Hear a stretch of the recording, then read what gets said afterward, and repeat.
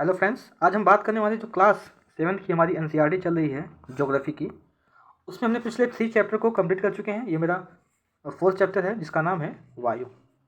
इसमें हमें बेसिकली पढ़ने क्या वाले हैं, इसका एक रेफरेंस देख लेते हैं जिसमें हम पढ़ेंगे कि वायुमंडल के संगठन कौन कौन सी हैं, इसमें कौन सी गैसें सबसे अधिक हमारे वायुमंडल में पाई जाती हैं, इसकी मात्रा परसेंटेज ऑफ अधिक होती है, इसमें कौन कौन सी गैसें मिलती हैं, किस प्रकार ये हमारे सांस लेने के लिए उपयोगी होती हैं।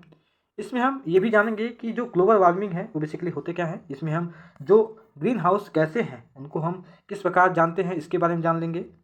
ठीक है, यहाँ पे हम उसके बाद जानेंगे कि ऑक्सीजन हमारे लिए किस प्रकार उपयोगी है, किस प्रकार ऑक्सीजन से हमें सांस मिलती है, किस प्रकार ये पौधों के लिए भी उपयोगी हैं।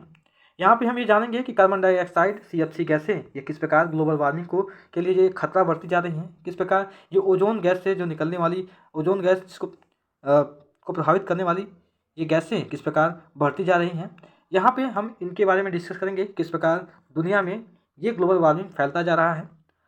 इसके बाद हम जानेंगे कि जो वायुमंडल है उसकी संरचना में ये क्या होती हैं, इसमें कौन कौन से मंडल पाए जाते हैं, कितने प्रकार के मंडल हैं। जैसे यहाँ पे 5 प्रकार के मंडल बताए गए हैं: क्षोभ मंडल, संताप मंडल, मध्य मंडल और बहिर्मंडल और वायुमंडल की बात यहाँ पे किया हुआ है। इन मंडलों के बारे में हम डिटेल से जानेंगे, कितनी इसकी किलोमीटर ऊंचाई है, कितनी रेंज तक ये पाई जाती है, यहाँ पे कौन कौन सी स्थिति रहती है। ठीक है, उसके बाद हम जानेंगे कि जो मौसम और जलवायु में बेसिकली अंतर क्या होते हैं, मौसम किस प्रकार होते हैं, जलवायु किस प्रकार होते हैं। हम तापमान के बारे में भी जानेंगे, आर्द्रता के बारे में भी जानेंगे, वर्षा मापी किस प्रकार वर्षा को मापते हैं इसके बारे में हम जानेंगे। जो वायुदाब हैं ये बेसिकली होते क्या हैं, हमारे पृथ्वी पर वायुदाब किस प्रकार लगते हैं, पवन जो हैं वो पवन कितने प्रकार के होते हैं और पवन किसे कहते हैं। ठीक है, पवन और वायु में डिफरेंस क्या होते हैं इसके बारे में भी हम इस चैप्टर में जानने वाले हैं। जो यहाँ पे आपको पवनें दिखाई दे रही हैं, व्यापारिक पवनें हो गई। ठीक है, जो यहाँ पे पछुआ पवनें हो गई, ये किस प्रकार पवनें होती हैं, पवनें कितने प्रकार की होती हैं, जैसे अस्थायी पवनें क्या हैं, मौसमी पवनें क्या हैं और स्थानीय पवनें क्या हैं। इन पवनों के बारे में जो डिफरेंस है वो क्या है। जो चक्रवात है ये किस प्रकार हमारे लिए भयानक पैदा हो सकती है, चक्रवात किस प्रकार उत्पन्न होती है इसके बारे में हम जानेंगे। ठीक है, आर्द्रता के बारे में भी हम जानेंगे कि आर्द्रता से किस प्रकार वर्षा होती है। ठीक है, किस प्रकार संघनन क्रिया के माध्यम से वर्षा होती है। जो वर्षा की प्रक्रिया है वो कितने प्रकार की होती है, जैसे संवहनी वर्षा हो गई, पर्वतीय वर्षा हो गई और चक्रवाती वर्षा हो गई। इन तीनों वर्षाओं के बारे में भी हम जानेंगे किस प्रकार ये वर्षा होती है। और लास्ट में हम जानेंगे कि जो इसमें क्वेश्चन आंसर दिए गए हैं उन क्वेश्चन आंसर को एक एक करके जानेंगे। इसमें आपको लॉन्ग आंसर दिया गया है, यहाँ पे आपको मल्टीपल क्वेश्चन दिए गए हैं। इसके बाद से इसमें जो मिलान दिया हुआ है, उसके बाद से यहाँ पे कारण बताइए। इन सारे क्वेश्चन को हम एक एक करके अटेम्प्ट करेंगे। ठीक है, अब हम आते हैं टॉपिक पे। तो जैसा कि आपको पता ही है, चैप्टर का नाम है वायु। हमारी पृथ्वी चारों ओर से वायु की घनी चादर से घिरी हुई है, जैसे हम वायुमंडल कहते हैं। पृथ्वी पर सभी जीव जीवित रहने के लिए वायुमंडल पर निर्भर है। यह हमें सांस लेने के लिए वायु प्रदान करता है एवं सूर्य की किरणों के हानिकारक प्रभाव से हमारी रक्षा करता है। यदि सुरक्षा की यह चादर न हो तो हम दिन के समय सूर्य की गर्मी से तप्त होकर के जल सकते हैं एवं रात के समय ठंड से जम सकते हैं। अतः यह वह वायु राशि है जिसने पृथ्वी के तापमान को रहने योग्य बनाया हुआ है। अब बात आती है कि वायुमंडल के संगठन क्या हैं, यानी कि यह किससे बना होता है। तो जिस वायु का उपयोग हम सांस लेने के लिए करते हैं वास्तव में वह अनेक गैसों का मिश्रण होती है। नाइट्रोजन तथा ऑक्सीजन ऐसी 2 गैसें हैं जिनसे वायुमंडल का बड़ा भाग बना है। Carbon dioxide, helium, ozone, argon एवं हाइड्रोजन कम मात्रा में पाई जाती है वायुमंडल में हमारे। इन गैसों के अलावा भी धूल के छोटे छोटे कण भी हमारे हवा में मौजूद होते हैं। यहाँ पे आपको फिगर दिखाई दे रहा है कि ऑक्सीजन की मात्रा 21% है पूरे वायुमंडल में और नाइट्रोजन की मात्रा सबसे अधिक 78% है। इसमें अगर हम आर्गन की बात करें तो 0.93% और कार्बन डाइऑक्साइड की बात करें तो उसमें 0.3% है और अन्य सभी गैसों में हमारा 0.04% आता है। क्लियर है। नाइट्रोजन वायु में सर्वाधिक पाई जाने वाली गैस है। जब हम सांस लेते हैं तब फेफड़ों में कुछ नाइट्रोजन भी हमारा फेफड़े ले लेते हैं और फिर उसे बाहर निकाल देते हैं, परंतु पौधों को अपने जीवन के लिए नाइट्रोजन की आवश्यकता होती है। वे सीधे वायु से नाइट्रोजन नहीं ले पाते हैं। मृदा तथा कुछ पौधे की जड़ों में रहने वाले जीवाणु वायु से नाइट्रोजन लेकर के इसका स्वरूप बदल देते हैं, जिससे पौधे इसका उपयोग कर सकते हैं। ऑक्सीजन वायु में प्रचुरता से मिलने वाली दूसरी गैस है। जैसे हमने बताया कि जो पहली गैस है वो है नाइट्रोजन और जो दूसरी गैस है वो है ऑक्सीजन। तो ऑक्सीजन जो है वायु में प्रचुरता मात्रा वाली दूसरी गैस है, यानी वायुमंडल में। मनुष्य तथा पशु सांस लेने के लिए हम ऑक्सीजन प्राप्त करते हैं वायु से। हरे पादप प्रकाश संश्लेषण द्वारा ऑक्सीजन उत्पन्न करते हैं। इस प्रकार वायु में ऑक्सीजन की मात्रा समान बनी रहती है। यदि हम वृक्ष काटते हैं तो यह संतुलन बिगड़ जाता है। ठीक है, यहाँ पे बात आती है कि कार्बन डाइऑक्साइड अन्य महत्वपूर्ण गैसें भी हैं। हरे पादप अपने भोजन के रूप में कार्बन डाइऑक्साइड का प्रयोग करते हैं और ऑक्सीजन वापस देते हैं। मनुष्य और पशु कार्बन डाइऑक्साइड बाहर निकालते हैं। मनुष्य तथा पशुओं द्वारा बाहर छोड़ी गई कार्बन डाइऑक्साइड की मात्रा पादपों द्वारा प्रयोग की जाने वाली गैस के बराबर होती है, जिससे यह संतुलन हमारा बैलेंस रहता है, बना हुआ रहता है। परंतु यह संतुलन कोयला तथा खनिज तेल आदि ईंधनों के जलाने से गड़बड़ा जाता है। वे वायुमंडल में प्रतिवर्ष करोड़ों टन कार्बन डाइऑक्साइड की बढ़ोतरी करते हैं। परिणामस्वरूप कार्बन डाइऑक्साइड का बढ़ा हुआ आयतन पृथ्वी पर मौसम तथा जलवायु को प्रभावित करता है। जैसे कि कई अखबार न्यूज़ों में बताया गया है कि किस प्रकार हमारी धरती, यहाँ आपको फिगर में दिखाई दे रहा होगा कि किस प्रकार यह ग्लोबल वार्मिंग की वजह से हमारी जो रहने योग्य जो स्थान है वो किस प्रकार प्रभावित हो रहा है। उसकी कुछ समय पहले की स्थिति इस प्रकार थी, लेकिन ये धीरे धीरे इस प्रकार होती चली जा रही है।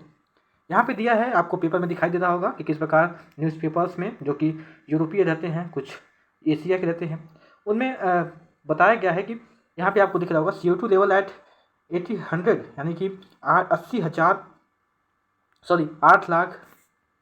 8 लाख हाई ईयर, यहाँ पे दिया हुआ है कि 8 लाख ईयर हाई आपको दिखाई दे रहा होगा। ठीक है, यहाँ पे ग्लोबल वार्मिंग की बात कर रहा है कि किस प्रकार गैसों का उत्सर्जन कोयला का बढ़ता जाता है, जो वायुमंडल है उसका टेम्परेचर जो है वो हाई होता जाता है, और उस स्थिति में जो इसकी कंडीशन रहेगी ये आपको कुछ इस तरीके से दिखाई देगी आने वाले समय में। ये अभी आपको कुछ ही दिखाई दे रहा है, लेकिन ये धीरे धीरे यहाँ तक बढ़ चला आएगा। ठीक है, ये आपको दिखाई दे रहा होगा, ग्लोबल वार्मिंग के बारे में बता रहा हूँ मैं। अब आते हैं, एक बार हम ये भी जान लेते हैं कि ग्लोबल वार्मिंग बेसिकली होते क्या हैं और ग्रीन हाउस गैस होती क्या है। एक बार इनको हम जान लेते हैं। ठीक है, यहाँ पे दिया है कार्बन डाइऑक्साइड वायुमंडल में फैल करके पृथ्वी से विकसित ऊष्मा को पृथ्वी पर रोक कर ग्रीन हाउस जो प्रभाव है वो पैदा करती है, इसलिए इसे ग्रीन हाउस गैस कहते हैं। और इसके अभाव में धरती इतनी ठंडी हो जाती है कि इस पर रहना असंभव हो जाता है।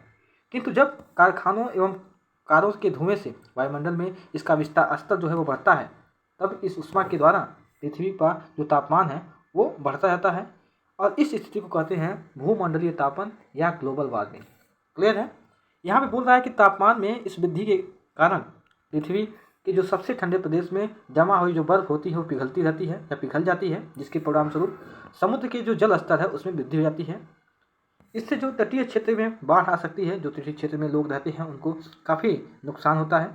और अगर हम बात करें कि लंबे स्तर में इसके कारण जलवायु में अत्यधिक परिवर्तन हो सकता है, जिसके फलस्वरूप कुछ पौधे एवं पशु जो है वो लुप्त हो जाते हैं या लुप्त हो सकते हैं। ठीक है, यहाँ पे बात आती है कि जो वायु है, यहाँ पे दिया हुआ है कि क्या आप जानते हैं, यहाँ पे आपको दिखाई दे रहा है, बोल रहा है कि जब वायु गर्म होती है तो फैलती है और हल्की होकर ऊपर उठती है। ठंडी वायु सघन और भारी होती है, इसलिए इसमें नीचे रहने की प्रवृत्ति होती है। गर्म वायु के ऊपर उठने पर आसपास के क्षेत्रों में ठंडी वायु रिक्त स्थान को भरने के लिए वहां आ जाती है, और इस प्रकार वायु चक्र चलता रहता है। ठीक है, यानी जब गर्म जो वायु होती है जब ऊपर चली जाती है तो इसकी रिक्त स्थान को भरने के लिए जो ठंडी वायु होती है वो यहाँ पे आ जाती है। इस प्रकार जो वायु का चक्र है वो चलता रहता है। ठीक है, अब हम यहाँ पे आते हैं सेकेंड टॉपिक पे कि वायुमंडल की संरचना कैसे होती है। ठीक है, वायुमंडल की संरचना कैसे बनती है। तो हमारा वायुमंडल 5 परतों में विभाजित है, आपको पता ही है। उसमें कौन कौन से आते हैं, क्षोभ मंडल आते हैं, आपका समताप मंडल आता है, मध्य मंडल आता है, वाह्य मंडल आता है, एवं लास्ट का बहिर्मंडल आता है। जैसा कि फिगर के जरिए हम आपको बताएंगे, इसके पहले भी हम इसको देख चुके हैं, इसमें भी जानेंगे। ठीक है, अब बात कर लेते हैं सबसे पहले हम क्षोभ मंडल का। क्षोभ मंडल बेसिकली होता क्या है, एक बार हम फिगर में देख लेते हैं इसको। क्षोभ मंडल की जो स्थिति है वो कुछ इस प्रकार है, आपको इस फिगर में आपको दिखाई दे रहा है कि जो ये स्थिति है ये बेसिकली क्षोभ मंडल की है। ठीक है, तो अब आते हैं, ये आपको फिगर दिख रहे हैं। अब हम आते हैं अपने टॉपिक पे। यहाँ पे दिया है क्षोभ मंडल। यह परत वायुमंडल की सबसे महत्वपूर्ण परत है। इसकी औसत ऊंचाई लगभग 13 किलोमीटर है। हम इसी मंडल में मौजूद हैं। वायु में हम सांस लेते हैं, इसी मंडल के मौजूद वायु में हम सांस लेते हैं। और मौसम की लगभग सभी घटनाएं, जैसे हमारा कोहरा हो गया, वर्षा हो गया, ओलावर्षण हो गया, ये सब इसी परत के अंदर होती हैं। अब हम आते हैं अपने सेकंड पे, जो कि है समताप मंडल। समताप मंडल की अगर हम स्थिति देखें तो वो कुछ इस प्रकार है, आपको दिखाई देगा। यहाँ पे समताप मंडल की स्थिति है, आपको दिख रहा होगा। ठीक है, ये जो है ये क्षोभ मंडल से ऊपर आता है समताप मंडल की स्थिति। ठीक है, कई बार ऑप्शन में दे देता है कि इसको स्थिति के क्रम के अनुसार बनाइए, कि सबसे पहले समताप मंडल आता है या क्षोभ मंडल आता है या मध्य मंडल आता है। इस प्रकार की जो लेवल है इसको आप ध्यान रखेंगे। जो समताप मंडल है वो क्षोभ मंडल के ऊपर आता है। ठीक है, अब हम आते हैं समताप मंडल की बात करते हैं। यहाँ पे दिया हुआ है बेसिकली क्षोभ मंडल के ऊपर का भाग समताप मंडल कहलाता है, जैसे हमने आपको बताया। यह लगभग 50 किलोमीटर की ऊंचाई पर फैला हुआ है, ऊंचाई तक, और यह परत बादलों एवं मौसम संबंधी घटनाओं से लगभग मुक्त होती है। इसके अलावा इसके फलस्वरूप यहाँ की परिस्थिति हवाई जहाज़ उड़ाने के लिए आदर्श होती है, यानी यहाँ पे हवाई जहाज़ उड़ता है। यदि आपसे पूछे कि हवाई जहाज़ इस मंडल में उड़ता है तो आप बताएंगे समताप मंडल में। क्लियर है। इसके बाद आती है कि समताप मंडल की एक महत्वपूर्ण विशेषता यह है कि इसमें ओजोन गैस की परत होती है, यानी यहाँ पे ओजोन गैस की परत होती है। यह परत सूर्य से आने वाली जो हानिकारक गैसें होती हैं, जिसमें हम कह सकते हैं जो पराबैंगनी किरणें होती हैं, उस पराबैंगनी किरणों से हमारी रक्षा करती है। कौन सी? ओजोन परत। तो वो यहीं पे है। ठीक है, अब हम अपने थर्ड की बात करते हैं, जिनका नाम है मध्यमंडल। मध्यमंडल की स्थिति की बात करें तो आपको दिखाई दे रहा होगा मध्यमंडल की जो स्थिति है वो कुछ इस प्रकार है, यानी इसकी स्थिति समताप मंडल के ऊपर है। ठीक है, ये जो है तीसरा है। तो इसमें हम बात कर लेते हैं कि यह वायु की तीसरी परत है, यह समताप मंडल के ठीक ऊपर है, जैसा कि आपको फिगर में यहाँ पे आपको दिख रहा होगा। इसकी जो ऊंचाई है ये लगभग 80 किलोमीटर की ऊंचाई तक यह फैला हुआ है। अंतरिक्ष से प्रवेश करने वाले उल्कापिंड इस परत में आते हैं, यानी कि जो अंतरिक्ष है, यहाँ से अंतरिक्ष से जो उल्कापिंड यहाँ पे आते हैं, इस मंडल में पहुँचने से पहले ही यहाँ पे जल जाते हैं, यानी ठीक है, आपको कुछ इस तरह से दिखाई देगा। यहाँ पे ऐसे आते हैं उल्कापिंड, लेकिन यहाँ पे आते ही ये खत्म हो जाते हैं। ठीक है, यहाँ पे ये बता रहा है। ठीक है, अब हम बात करते हैं वायुमंडल की। एक बार वायुमंडल की स्थिति आप देख लें। वायुमंडल की स्थिति कुछ इस प्रकार है, आपको दिख रहा होगा। ठीक है, वायुमंडल की बात करें तो वायुमंडल में बढ़ती ऊंचाई के साथ जो टेम्परेचर है वो काफ़ी हाई होता है। ठीक है, टेम्परेचर काफ़ी तीव्रता से बढ़ता है। आयनमंडल इस परत का एक भाग है। यह 80 से 400 किलोमीटर तक फैला होता है। यहाँ पे रेडियो संचार के लिए इस परत का उपयोग किया जाता है, यानी यहाँ पे रेडियो संचार के लिए उपयोग किया जाता है। जो उपग्रह होते हैं यहीं पे छोड़े जाते हैं, यहीं पे ये ऐसे ऐसे घूमते रहते हैं। ठीक है, इसी मंडल में। अब वास्तव में जो है यह पृथ्वी से प्रसारित रेडियो तरंगे परत जो है वो पुनः पृथ्वी पर परावर्तित कर देती है या कर दी जाती है। ठीक है, अब हम अपने आते हैं लास्ट पॉइंट पे, जिसका नाम है बहिर्मंडल। बहिर्मंडल तो आपको फिगर में दिख रहा होगा। आप ये है बहिर्मंडल, जैसा कि फिगर में दिखाया। अब हम आते हैं टॉपिक पे, देखते हैं। वायुमंडल की सबसे ऊपरी परत को हम बहिर्मंडल कहते हैं। यह वायु की पतली परत होती है। हल्की गैसें जैसे हीलियम हो गई, हाइड्रोजन हो गई, ये यहाँ पे तैरती रहती हैं ये गैसें।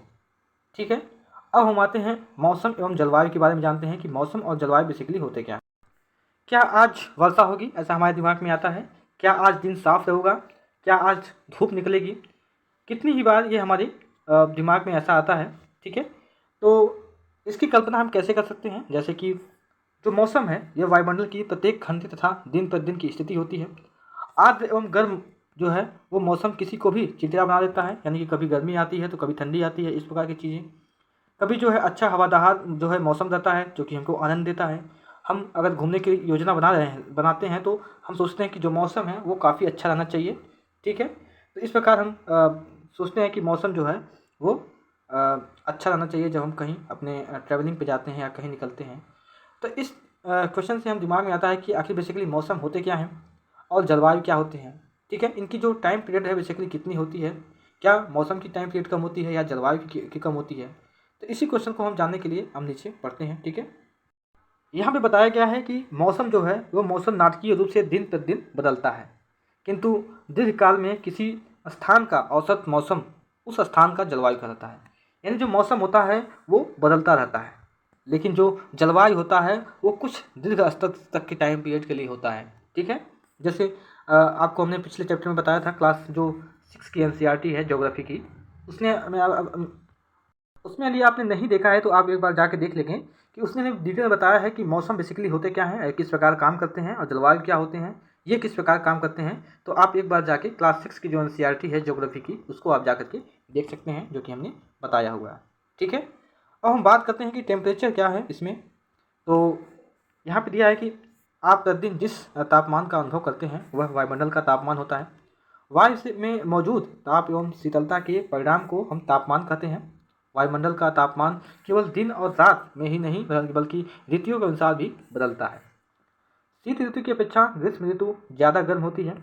अगर हम आपतन की बात करें तो आपतन एक महत्वपूर्ण कारक है जो तापमान के वितरण को प्रभावित करता है। सूर्य से आने वाली वह ऊर्जा जिसे पृथ्वी रोक लेती है उसको कहते हैं आतपन। ठीक है, आतपन मतलब होता है सूर्य तक, यानी कि सूर्य ताप। सूर्य की मात्रा भूमध्य रेखा से ध्रुवों की ओर घटती है, जैसा कि अभी हम आगे नीचे जो है नीचे फिगर में डिटेल में जानेंगे कि किस प्रकार जो टेम्परेचर है सूर्य का ध्रुव किए जाने पर, यानी कि जो इस प्रकार जैसे ये विषुवत है तो ये किस प्रकार ध्रुव की ओर जाने पर इसकी जो टेम्परेचर है सूर्य का वो किस प्रकार कम होता है, और यहाँ पे किस प्रकार हाई होता है, इसको हम नीचे फिगर में देखने वाले हैं। ठीक है, यहाँ पे आप एक बार देख सकते हैं यहाँ पे कि जो तापमापी है वो किस प्रकार रहता है, तापमापी का जो इंडिकेशन है किस प्रकार इस प्रकार रहता है। जो वायु दाबमापी है वो इस प्रकार रहता है। ठीक है, वर्षा मापी इस प्रकार रहता है, और वात दिग्दर्शी ये किस इस प्रकार रहता है। ठीक है, वात दिग्दर्शी पवन की दिशा बताने वाला होता है। यहाँ पे दिया हुआ कि यदि पृथ्वी का तापमान अत्यधिक बढ़ जाता है तो वह इतनी गर्म हो जाएगी कि यहाँ कुछ फसलें नहीं उगेंगी। गाँव की अपेक्षा नगरों का जो टेम्परेचर है वो काफ़ी हाई होगा। दिन के समय में जो यहाँ पे ऐसा फील्ड की सड़कें होती हैं वो जो है वो धातु और कंक्रीट से बनी जो भवनें होते हैं वो काफ़ी उनको नुकसान होगा। ठीक है, रात के समय यह उष्मा मुक्त हो जाएगी। अब यहाँ पे बात आती है कि आखिर नगरों में जो है वो टेम्परेचर का है इतना हाई क्यों रहता है। तो आपने देखा होगा कि जब हवाएं बहती हैं कुछ इस तरीके से, तो यदि यहाँ पे कुछ भी नहीं रहता है तो हवाएं अपने यहाँ पे यदि कुछ भी नहीं रहता है तो हवाएं अपने चली जाती हैं ऐसे। लेकिन यहीं अगर हवाएं बह रही हैं कुछ इस तरीके से, ठीक है, और यहाँ पे एक बिल्डिंग आके खड़ी हो गई तो ये हवाएं फिर से वापस चली जाती हैं। तो इस तरह जो नगर हैं यहाँ पे बड़ी बड़ी बिल्डिंग्स बनी होती है जिनसी जो हवा रहती है वो पास नहीं हो पाती है, उससे जो है यहाँ पे जो टेम्परेचर है वो हाई हो जाता है क्योंकि वो पास नहीं हो पाती है। ठीक है, अब यहाँ बात कर लेते हैं कि तापमान को मापने की मानक इकाई जो है वो डिग्री सेल्सियस है। इसका जो आविष्कार किया था एंडर्स सेल्सियस ने किया था, इसको आप नोट कीजिएगा। और सेल्सियस पैमाने पर जो जल का होता है वो 0 डिग्री सेल्सियस पर जमता है एवं 100 डिग्री सेल्सियस पे उबलता है। ठीक है, यानी अगर जमने की प्रक्रिया होती है तो वो 0 डिग्री सेल्सियस पे, और यदि गर्म होने की प्रक्रिया होती है सबसे हाई वो 100 डिग्री सेल्सियस पे। क्लियर है, इनका जो आविष्कार किया था एंडर्स सेल्सियस ने किया था और इसका डिग्री सेल्सियस मापक है। क्लियर है, अब हम आते हैं वायुदाब पे। वायुदाब क्या होते हैं, तो यह जानकर आपको आश्चर्य होगा कि वायु हमारे शरीर पर उच्च दाब के साथ बल लगाती है किंतु हम इसका अनुभव नहीं करते हैं। ये इसलिए होता है क्योंकि वायु का दाब हमारे ऊपर सभी दिशाओं में लगता है। यानी कि अगर हम एग्जाम्पल की बात करें तो जैसे ये कोई वस्तु है, इस पर जो दाब की स्थिति है कुछ इस प्रकार लगती है, यानी कि सभी दिशाओं में लगती है, आपको दिख रहा होगा। तो सभी दिशाओं में लगती है। अब बात आती है कि जो और हमारा शरीर विपरीत बल लगाता है। पृथ्वी की सतह पर वायु के भार द्वारा लगाया गया दाब वायु दाब कहलाता है। कभी यार क्वेश्चन आता है कि वायु दाब बेसिकली होते क्या हैं, तो आप बोलेंगे कि पृथ्वी की सतह पर वायु के भार द्वारा लगाया गया दाब वायु दाब कहलाता है। वायुमंडल में ऊपर की ओर जाने पर दाब तेजी से गिरने लगता है। समुद्र स्तर पर वायु दाब सर्वाधिक होता है। कई बार मल्टीपल क्वेश्चन में आ जाता है कि कहाँ पे, यानी कि समुद्र में वायु दाब अधिक होता है या पृथ्वी का जो भूमंडल है वहाँ पे। तो आप बोलेंगे समुद्र के स्तर में वायु दाब सर्वाधिक होता है। कई बार मल्टीपल क्वेश्चन में यहाँ पे आ जाता है। यहाँ पे बोल रहा है कि और ऊंचाई पर जाने पर यह घटता है, यानी जिस प्रकार हम ऊपर जाते हैं पृथ्वी से इस प्रकार इसकी जो वायु दाब है वो घटती जाती है। वायु दाब का क्षैतिज वितरण किसी स्थान पर उपस्थित वायु के ताप द्वारा प्रभावित होता है। अधिक तापमान वाले क्षेत्रों में वायु गर्म होकर ऊपर उठती है और यह निम्न दाब क्षेत्र बनाता है यहाँ पे, यानी जहाँ का टेम्परेचर अधिक होता है वहाँ का वायु गर्म होकर के वो ऊपर की ओर चला जाता है और यह निम्न दाब जो क्षेत्र बनाता है। निम्न दाब बादल मुक्त आकाश एवं नम मौसम के साथ जुड़ा होता है। अब बात आती है कि कम ताप वाले क्षेत्रों की जो वायु होती है वो ठंडी होती है, जिसके फलस्वरूप यह भारी होती है। भारी वायु निमज्जित होकर के उच्च दाब क्षेत्र बनाती है। उच्च दाब के कारण यहाँ स्पष्ट एवं स्वच्छ आकाश होता है। ठीक है, यानी यहाँ दो कंडीशन है। पहला क्या है, पहला ये है कि कम ताप वाले क्षेत्र में की जो वायु होती है वो ठंडी होती है, यानी जहाँ का टेम्परेचर कम होता है वहाँ की वायु ठंडी होती है, और ये जो है भारी वायु होती है और उच्च दाब क्षेत्र बनाती है। ठीक है, और यहाँ का जो मौसम होता है वो स्पष्ट होता है और स्वच्छ होता है। ठीक है, यहाँ किसी प्रकार के बादल बनने की जो संभावना रहती है वो नहीं रहती है। लेकिन जो दूसरा कंडीशन है वो क्या है, वो ये है कि जो अधिक तापमान यानी जहाँ का टेम्परेचर हाई होता है वहाँ की जो वायु होती है वो ऊपर की ओर चली जाती है। इससे क्या होता है, यहाँ पे निम्न दाब का जो क्षेत्र होता है वो बन जाता है, और जब निम्न दाब का क्षेत्र बन जाता है तो यहाँ पे जो आकाश होता है वो स्वच्छ नहीं रहता है, बादल युक्त रहता है। क्लियर है, आपको दोनों कंडीशन समझ में आ गया? क्लियर है ना? अब बात आती है यहाँ पे दिया हुआ कि कुछ और जाने, एक बार देख लेते हैं। यहाँ पे दिया हुआ है कि क्या आप जानते हैं कि चाँद पर वायु नहीं है, वहाँ वायुदाब भी नहीं है। जो अंतरिक्ष यात्री हैं जब चाँद पर जाते हैं तो वे विशेष प्रकार के सुरक्षित हवा से भरी हुई अंतरिक्ष पोशाक ले जाते हैं। यदि वे इस अंतरिक्ष पोशाक को न पहने तो अंतरिक्ष यात्रियों के शरीर द्वारा विपरीत बल लगने के कारण उनकी रक्त शिराएँ फट जाती हैं, जिससे अंतरिक्ष यात्री जो है वो रक्त प्रस्तावित हो जाता है। ठीक है, यानी उसका जो कंडीशन है वो क्रिटिकल हो जाता है। अब यहाँ बात कर रहा है कि पवन। ठीक है, पवन क्या है?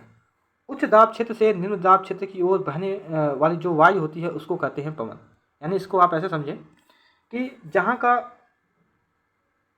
का जो स्थिति है, यानी कि यहाँ का अगर जो दाब है वो काफ़ी हाई है और यहाँ का दाब जो है वो काफ़ी लो है, तो जो मौसम की जो वायु बहता है वो कुछ इस तरीके से बहता है, यानी कि उच्च वायु दाब से निम्न वायु दाब की ओर बहता है।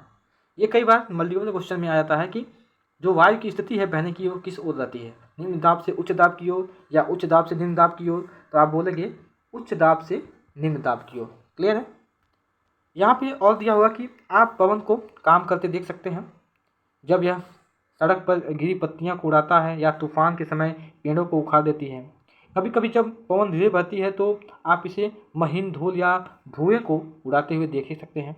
कभी कभी पवन इतनी तेज होती है कि इसके विपरीत दिशा में चलना जो है वो कठिन होता है, यानी कि यदि जो पवन, मान लीजिए पवन इस तरह से चल रहा है, यहाँ पे हवाएं बह रही हैं और आप यहाँ पे खड़े हैं, ठीक है, तो आपको ये पीछे की ओर ढकेलता है तो आपको चलना काफ़ी मुश्किल होता है। यहाँ पे कहने का सेंस यही है।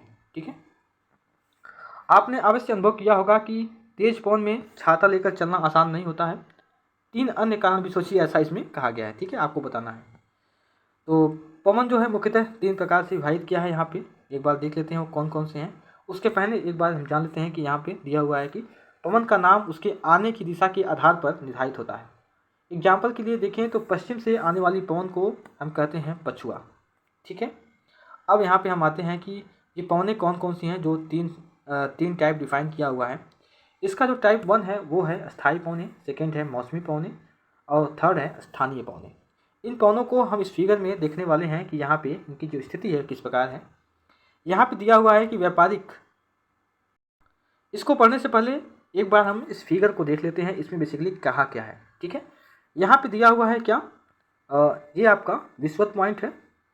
ठीक है, इसकी जो स्थिति है ये 0 डिग्री सेल्सियस है, यहाँ पे 23.5 डिग्री सेल्सियस है, यहाँ पर भी 23.5 डिग्री सेल्सियस है। हमने पीछे क्लास 6 के एनसीईआरटी में इसकी फिगर के बारे में डिटेल से बताया हुआ है, आप एक बार जाके देख सकते हैं। यहाँ का जो वायुदाब है, यहाँ का वायुदाब उच्च है, यहाँ का वायुदाब भी उच्च है, यहाँ का जो वायुदाब है वो निम्न है। ठीक है, उसके बाद से अगर हम बात करें तो ये है आपका उपोष्ण उच्च वायुदाब है, ये आपका उपोष्ण उच्च वायुदाब है, यानी कि दोनों की स्थिति समान है। बस डिफरेंस ये है कि ये उत्तरी है और ये दक्षिणी है। क्लियर है? यहाँ पे कर्क रेखा होती है और यहाँ पे मकर रेखा होती है। ठीक है, अब इन पवनों को क्या कहते हैं, इन पवनों को हम कहेंगे, यहाँ इसको कहेंगे दक्षिणी पूर्वी व्यापारिक पवनें और इसको कहेंगे सनातन पछुए पवनें, नहीं सॉरी, इसको कहेंगे उत्तर पूर्वी पवनें, यानी कि समान दिशा में। आपको दिख रहा होगा ये यहाँ पे है, ये यहाँ पे है। इनके बीच जो चलती हैं, यानी कि अभी नीचे हम पढ़ेंगे कि किसके कितने डिग्री सेल्सियस के बीच जो पवनें चलती हैं वो क्या क्या कहलाती हैं। ठीक है, तो हमने जान लिया कि ये व्यापारी पवनें हैं, ये पछुआ पवनें हैं, यहाँ पर भी पछुआ पवनें हैं। ठीक है, और यहाँ का जो दाब है वो हाई है, यहाँ का दाब हाई है, यहाँ का दाब निम्न है। ठीक है, एक बार जान लेते हैं कि अस्थायी पौने बेसिकली होते क्या हैं। अस्थायी पौने की बात करें तो पश्चिमी व्यापारिक यानी कि व्यापारिक पश्चिमी और पूर्वी पौने अस्थायी पौने हैं। ये वर्ष भर लगातार निश्चित दिशा में चलती रहती हैं। ठीक है, यानी ये इसकी बात कर रहा है इन एरिया की।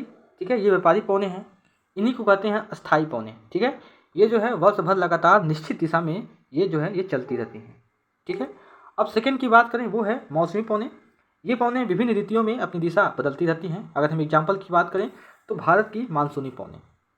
ठीक है, और अगर हम थर्ड की बात करें तो इसका नाम है स्थानीय पौने।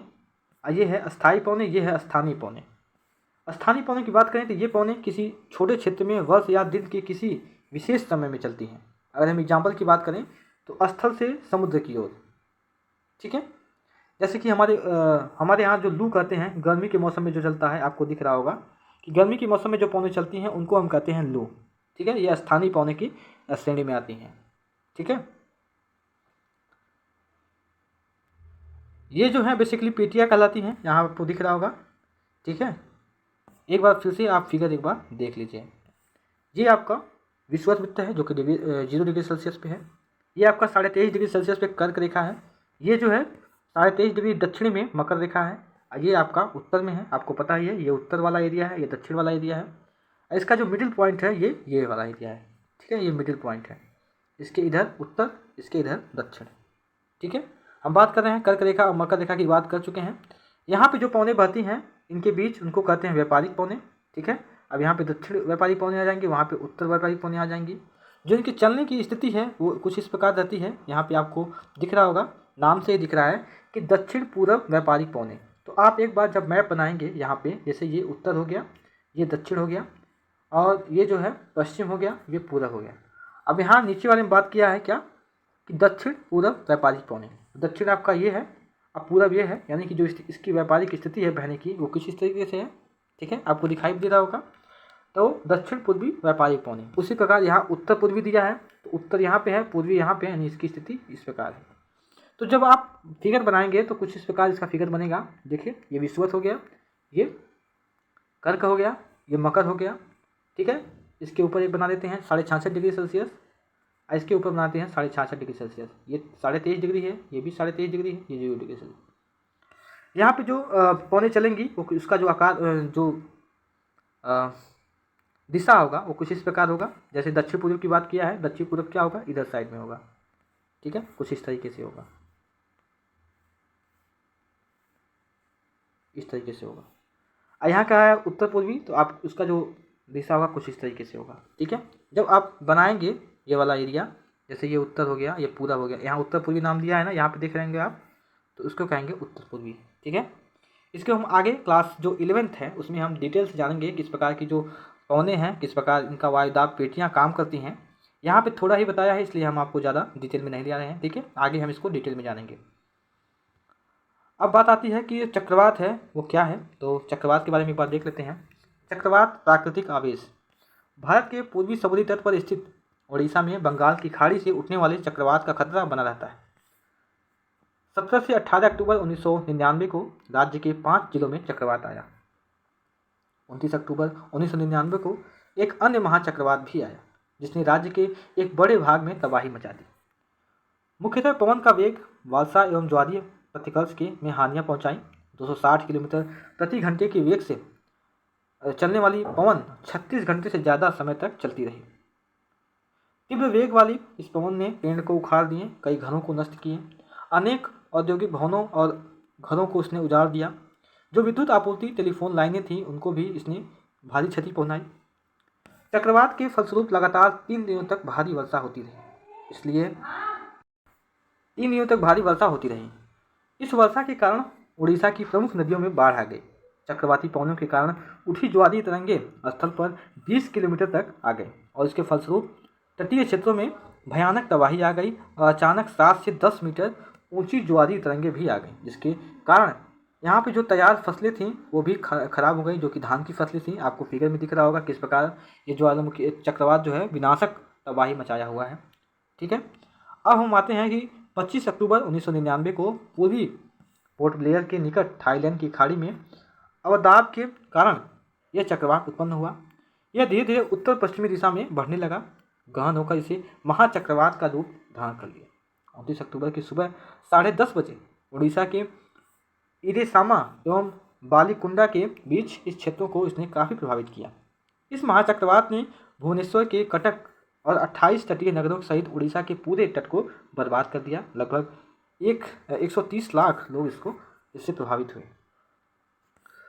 बहुत बड़ी संख्या में पशुओं की मौत हो गई यहाँ पे, और धान, सब्जी, फलों की जो खड़ी फसलें थी उनको भारी नुकसान हुआ, जैसा कि हमने आगे बताया था। ज्वारीय उत्कर्ष से उत्पन्न लवणता के कारण कृषि योग्य विशाल भूमि जो उपजाऊ थी वो अनुपजाऊ के रूप में बदल गई। साल, सागवन, बांस की बागान, एक विशाल भू क्षेत्र के जो एरिया थे उनको काफ़ी इसने नष्ट कर दिया। पारादीप एवं कुणार के बीच स्थित जो मैग्रोव के जंगल थे वो लुप्त हो गए इसी की वजह से। यहाँ पे आपको फिगर में दिख रहा होगा कि जो आर्द्रता है, यानी कि जो चक्रवाती वर्षा है, यहाँ पे हमने एक बार फिगर को देख लेना है। ये चक्रवाती वर्षा यहाँ पे दिया हुआ है। यहाँ पे कह रहा है कि यहाँ पे ठंडी वायु, एक बार हम आर्द्रता को समझ लेते हैं क्योंकि इसमें आर्द्रता का यूज पड़ने वाला है। एक बार जान लेते हैं कि आर्द्रता बेसिकली होते क्या है। जब जल पृथ्वी द्वारा, यानी कि जल एवं पृथ्वी जब जल पृथ्वी एवं विभिन्न जलाशयों से वाष्पित होती है तो यह जलवाष्प बन जाती है। एक बार इसका जो एग्जाम्पल है इसको देख लेते हैं। जैसे आपने कभी कढ़ाई में पानी को उबाला होगा, यहाँ पे बर्नर एक तरह से गैस के माध्यम से, जब ज़्यादा ये गर्म हो जाते हैं तो इसमें से आपको कुछ इस तरीके से भाप उगने लगते हैं, वही होता है जलवाष्प। ठीक है, अब हम आते हैं, जलवाष्प हो गया। वायु में किसी भी समय जलवाष्प की मात्रा को हम आर्द्रता कहते हैं। जब वायु में जलवाष्प की मात्रा अत्यधिक हो जाती है तो उसे हम आर्द्र दिन कहते हैं। जैसे जैसे वायु गर्म होती जाती है इसकी जलवाष्प धारण करने की क्षमता बढ़ती जाती है और इस प्रकार यह और अधिक आर्द्र हो जाती है। आर्द्र दिन में कपड़े सूखने में काफ़ी समय लगते हैं एवं हमारे शरीर में से जो पसीने होते हैं वो आसानी से सूखते नहीं हैं, जो कि हमें जो हमको होता है महसूस होता है। ठीक है, असहज महसूस होता है। इसके बाद क्या होता है, जब जलवाष्प ऊपर उठता है तो यह ठंडा होकर के जो ठंडा होता है, ठंडा हो जाने के बाद यह जलवाष्प संघनित होकर के ये जल की बूंद के रूप में बनने लगता है। बादल इन्हीं जल बूंदों का एक समूह है जो कि हम कह सकते हैं, यहाँ पे दिया हुआ है। जब जल की ये बूंदें जो है इतनी भारी हो जाती हैं कि वायु में तैर नहीं सकती हैं, ठीक है, तब ये वर्षा के रूप में नीचे आती हैं। आकाश में उड़ते हुए जेट यानी कि हवाई जहाज अपने पीछे सफ़ेद पथ के चिन्ह छोड़ते जाते हैं, आपने कभी देखा ही होगा। इनके इंजन से निकली नमी जो है वो संघनित हो जाती है। वायु के गति न रहने की स्थिति में यह संघनित होकर के कुछ नमी दे करके पथ का निर्माण कर देती है। यहाँ बात आती है कि पृथ्वी पर जल के रूप में गिरने वाला वर्षण क्या कहलाता है, वर्षा कहलाता है। ज़्यादातर जो भौम जल हैं वो वर्षा जल से ही प्राप्त होते हैं। पौधे जल संरक्षण से मदद से जब पहाड़ी पर 500 पेड़ कटे जाते हैं या वर्षा अनावृष्टि पहाड़ी की, इन सारी चीज़ों को हम जानेंगे। एक बार फिर से देख लेते हैं।